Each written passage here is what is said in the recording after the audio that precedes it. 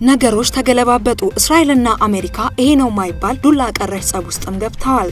ሰላም ጤና ይስጥልን ውድ አድማጭ ተመልካቾቻችን እንዴት ቆይታችኋል እያልኩኝ የሳቱን መረጃ ወደ እናንተ ይዘን ቀርበናል። ወደ መረጃዎቻችን ስናቀና በመካከለኛው ምስራቅ ያለው ውጥረት አቅጣጫውን ቀይሯል። ያልታሰበ ወይም ያልተጠበቀ መረጃ ነው። እስራኤልና አሜሪካ ይሄ ነው የማይባል ሰፊ ቅራኔ ውስጥም ገብተዋል። ልብ በሉ በአሁኑ ድርድር እንኳን ስናይ ከሆርሙዝ ሰርጥ ጋር በተገናኘ አሜሪካ እስራኤልን አላሳተፈቻትም። እስራኤሉ ጠቅላይ ሚኒስተር በሚገርም ሁኔታ ስምምነቱን ከኛው ከሰፊው ህዝብ እኩል ነው የሰሙት። ኢራን በዚህ ደስተኛ ሆናለች። ምን ይሄ ብቻ የእስራኤሉ ጠቅላይ ሚኒስተር በዚህ ምክንያትና በሌሎች ጉዳዮች የሀገር ውስጥ ሰፊ ተቃውሞ እየደረሰባቸው ነው። ከስልጣናቸው እንዲወርዱ ጫናም እየተደረገባቸው ነው። እንዲሁም ኢራን ከአሜሪካና ከእስራኤል ቅራኔ የምታተርፈው ዘርፈ ብዙ ጥቅም ምንድነው የሚለውንና እስራኤል በዚህ ምክንያት ምን ያክል ደረጃ ትጎዳለች የሚለውን ጉዳዩን አስመልክተን ሰፊና ጠቃሚ መረጃ ይዘናል። ሌላኛው መረጃችን አሜሪካና እስራኤል በኢራን አስከፊ ሽንፈት ደርሶባቸዋል ሲል የሩሲያ የውጭ ጉዳይ ሚኒስተር አስታውቋል። ለዚህ ማረጋገጫ ሰጥተዋል። ሌሎችም የዓለም አገራትም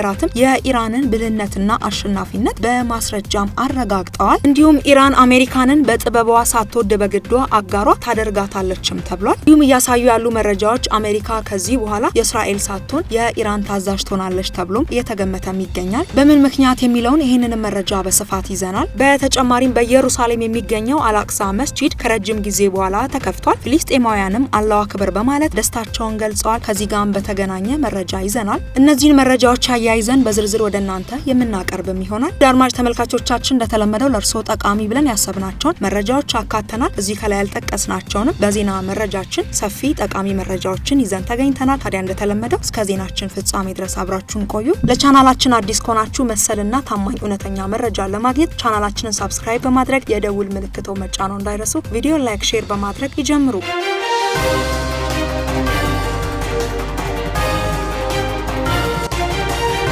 ወደ መረጃዎቻችን ስናመራ ለእስራኤል እጅግ ከባድ ያልተጠበቀ የራስ ምታት የሆነ መረጃ ነው። ለኢራን ደግሞ የደስታ ጽዋን አንስታ ያራጨችበትም ነው። መረጃው ምንድነው? የአሜሪካና የእስራኤል ግንኙነት እንደሻከሩ የሚያሳይ ነው። ለዚህም ማሳያ አሜሪካ ከኢራን ጋር ስትደራደር እስራኤል የድርድሩ አካል አልነበረችም። በዚህ ምክንያት እስራኤል በአሜሪካ ቅር እንደተሰኘች ዘገባዎች ጠቁመዋል። ይህን እንደቀላል እንዳታዩት በመካከለኛው ምስራቅ ያለውን የጂኦፖለቲካ ሁኔታን በሰፊው የሚቀይር ነው። በተለይም እስራኤል በድርድሩ ላይ አለመሳተፏ ኢራን ከአሜሪካ ጋር ቀጥተኛ ግንኙነት እንድታደርግ እድል የሚሰጥ በመሆኑ እንዲሁም በእስራኤልና በአሜሪካ መካከል ልዩነት እንዲፈጠር ምክንያት ሊሆንም ይችላል። ነገር ግን አሜሪካና እስራኤል ጦርነቱን እኩል ቢጀምሩ ኢራንም ላይ ግን የሰላም ስምምነቱ ሰዓት ላይ እስራኤል አልተገኘችም። ድርድሩ ላይ አሜሪካ ላሳተፈቻትም። በአሁኑ ሰዓት እንደምታውቁት እስራኤል ሊባኖስን እየደበደበች ትገኛለች። ታዲያ እስራኤል በሊባኖስ ላይ በሰነዘረችው ከፍተኛ ወታደራዊ ጥቃት በዛሬው ዕለት ብቻ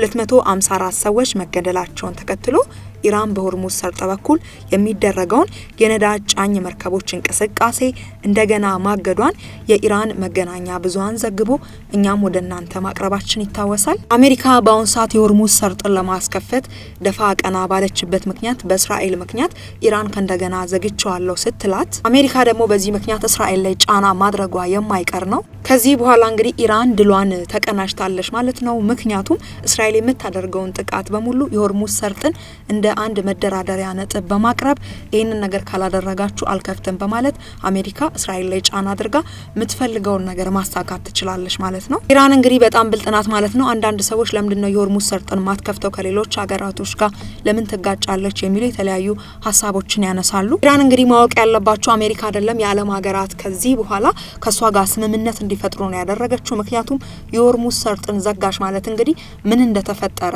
ከቀጠናው ባሻገር አፍሪካ ላይ ምን አይነት ችግር እንዳመጣ ምን አይነት የኢኮኖሚ ለውጥ እንዳመጣ የምናየው ነው ማለት ነው። ስለዚህ በአንድም በሌላ ሆርሙዝ ሰርጥን ብቻ በመዝጋት ምን ያክል ዓለም ላይ ተጽዕኖ እንደምትፈጥር አሳይታለች፣ አስመስክራለች። ስለዚህ የሆርሙዝ ሰርጥ ለኢራን ትልቅ መደራደሪያ ነው ማለት ነው።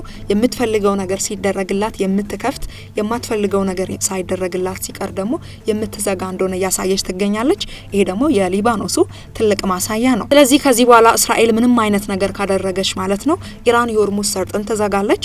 አሜሪካ ለምን ስትላት እስራኤልን ይሄን ድርጊቷን ካላቆመች ገና ከዚህ የበለጠ ነገር አደርጋለሁ ትላለች። አሜሪካ ደግሞ እስራኤል ላይ ጫና ትፈጥራለች ማለት ነው። ይሄ እንግዲህ ለእስራኤል ያልታሰበ ከባድ ራስ ምታት ነው። ኢራን ደግሞ ዓለም ላይ ተጽዕኖ እጅግ እየሰፋ የሚታይበት መንገድ ነው ማለት ነው። እንግዲህ ታያችሁ ጦርነቱን እኩል የጀመሩ ሀገሮች አሜሪካና ኢራን ጦርነቱ ማርገባቸውንና የተኩስ አቁሙን ለ15 ቀን ማቆማቸውንና እንዲሁም ደግሞ የሆርሙዝ ሰርጡ ለ15 ቀን መከፈቱን የሰማችው እስራኤል እንደኛው ነው ማለት ነው። እንግዲህ ለእስራኤል ምን ያክል ከባድ የራስ ምታት የእግር እሳት እንደሆነ ማሰብ ያስፈልጋል። ኢራን ደግሞ ይሄ በመፈጠሩ እጅግ ደስተኛ ናት። እንዲሁም ከዚህ በኋላ የሚኖሩ ድርድሮችን እስራኤል መገኘት የለባትም እያለች የራሷን ቅድመ ሁኔታ የምታስቀምጥበትና የምታሰፋበት ሁኔታንም ሰፊ አማራጭ ፈጥሮላታል። ከዚህ በፊትም እንደሚታወቀው ታስታውሱ እንደሆነ እስራኤል ከጆ ባይደን ጋር ይሄ ነው የማይባል ሰፊ ጥል ተጣልተው እንዲሁም ደግሞ ጆ ባይደን የመሳሪያ አቅርቦትንም አቁሞ ነበር ለእስራኤል መላክ ማለት ነው። ከዛ ነው ግንኙነታቸው እንደገና የታደሰው። በነገራችን ላይ እስራኤልና አሜሪካ እስራኤል ከሌላ ሀገር ጋር ጦርነት ጀምራ አሜሪካ ድንገት ስምምነት አድርጌያለሁ ብትል ያን ያክል አይከብዳትም። ከኢራን ጋር መሆኑ ግን የሽንፈት ካባ የተከናነበች ያክል ነው የሚመስላት። ለኔታንያሁ እጅግ ከባድ ነው። ምክንያቱም አሜሪካን ተጠቅሞ ኢራንን ምን ሊያደርግ እንደሚችል እንግዲህ ሲዝትም መግለጫም ሲያወጣም የምናየው ነገር ነው። የአደባባይ ሀቅ ነው። እንግዲህ ከዚህ በኋላ የሚሆነው ኔታንያሁ ወይም ደግሞ የእስራኤሉ ፕሬዚዳንት ማለት ነው ከእንደገና አሜሪካን እጁ ውስጥ ከቶ የእሱን ትዕዛዝ የምትፈጽምበትን መንገድ እያሰበ እንደሚቆይ ይገመታል። ከዚህ ማረጋገጫ እንግዲህ በሌላ መረጃ አሜሪካ እስራኤል በኢራን አስከፊ ሽንፈት ደርሶባቸዋል ሲል የሩሲያ የውጭ ጉዳይ ሚኒስተር አስታውቋል። የሩሲያ የውጭ ጉዳይ ሚኒስተር ቃል አቀባይ ማሪያ እንዳሉት ዩናይትድ ስቴትስ እና እስራኤል በየካቲት ወር ኢራን ላይ በከፈቱት የተቀናጀ ጦርነት አስከፊ የሆነ ሽንፈት ደርሶባቸዋል ስትል ተናግራለች። በስፑትኒክ ሬዲዮ ላይ ሀገራችን ከመጀመሪያው ጀምሮ ይህንን ጥቃት በአስቸኳይ ማቆም አስፈላጊ መሆኑን፣ ለዚህ ሁኔታ ምንም አይነት ወታደራዊ መፍትሄ የለም ወይም በክልሉ ስርዓት ለውጥ ለማስፈን የሚደረግ ሙከራ አይሳካም ማለታቸውን አስታውሰዋል። ዛካሮቫ እውነተኛ የፖለቲካና የዲፕሎማሲያዊ ስምምነት መጀመር አስፈላጊ ነበር፣ እሱም በእርግጥ በድርድር ሂደት ላይ የተመሰረተ አቋምን ከግምት ውስጥን በማስገባት ነው ስትልም አክላለች። በሌላ በኩል የስፔን የውጭ ጉዳይ ሚኒስተር ጆሴ ማኑኤል አልባርስም የዩናይትድ ስቴትስ ፕሬዝዳንት ዶናልድ ትራምፕ በቴህራን ዙሪያ ባደረጉት ንግግር የኢራንን ስልጣኔ ለማጥፋት ከዛቱ በኋላ ዓለም ባስደንጋጭ ሁኔታ ወደ አደጋ ተቃርባ ነበር ሲሉም ተደምጠዋል። የተኩስ አቁም ስምምነቱ ከተደረሰ አልባርስ ሚኒስተሩ እንደተናገሩት የትራምፕ ለኢራን የሰጡት የመጨረሻ ቃል በፍጹም በሰው ልጅ ዘንድ ተቀባይነት የለውምና ግጭቱ በፍጹም መጠናቀቁን ለማወቅ በጣም ገና ነው ሲሉ ገልጸዋል። አክለውም የአንድ ወታደራዊ ልዕለ አያል መሪ እንዲህ አይነት ዛቻ ሲሰነዝሩ በቁም ነገር መመልከት ያስፈልጋልን ብለዋል። ሌላኛው መረጃችን እንግዲህ በኢየሩሳሌም የሚገኘው አልአቅሳ መስጂድ ከ41 ቀናት በኋላ ለምዕመናኑ ክፍት መሆኑ ተገለጸ። በእስራኤልና በኢራን መካከል በተፈጠረው ወታደራዊ ግጭት ምክንያት ተዘግቶ የቆየው ታሪካዊ አልአቅሳ መስጂድም ከ41 ቀናት በኋላ ዛሬ ለሶላትም ክፍትም ሆኗል። እስራኤልና አሜሪካ ከየካቲት 21 ቀን ጀምሮ ደህንነት ለማስጠበቅ በሚል የተጣሉበት ገደብ የተነሳው በሁለቱ ወገኖች መካከል